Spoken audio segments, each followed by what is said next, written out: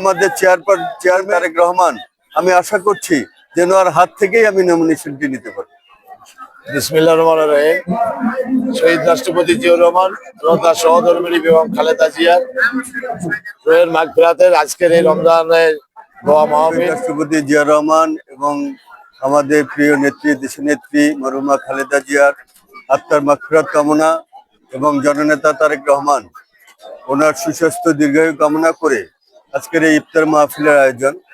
আমরা এনাদেরকে স্বাগত জানাচ্ছি যে এই ইফতার মাহফিলের মধ্য দিয়ে এই অঞ্চলের মানুষ বিএনপি পতাকা তলে ঐক্যবদ্ধ হবে এবং আমাদের প্রিয় নেতা তারেক রহমান আগামী দিনে যে স্বনির্ভর এবং সমৃদ্ধ গণতান্ত্রিক একটি রাষ্ট্র প্রতিষ্ঠার জন্য যে কাজ করে চলছেন, যেভাবে উনি কর্মসূচি দিয়েছেন, এই কর্মসূচির সঙ্গে অত্র এলাকার মানুষরা একত্রতা ঘোষণা করবে এবং আমরা আশা করি যে তারেক রহমানের নেতৃত্বে আগামী দিনে সমৃদ্ধ বাংলাদেশ গড়ে উঠবে। দীর্ঘদিন ছাত্র রাজনীতি করেছি, এখন বিএনপির রাজনীতির সঙ্গে বিগত বহুদিন যাবৎ জড়িত।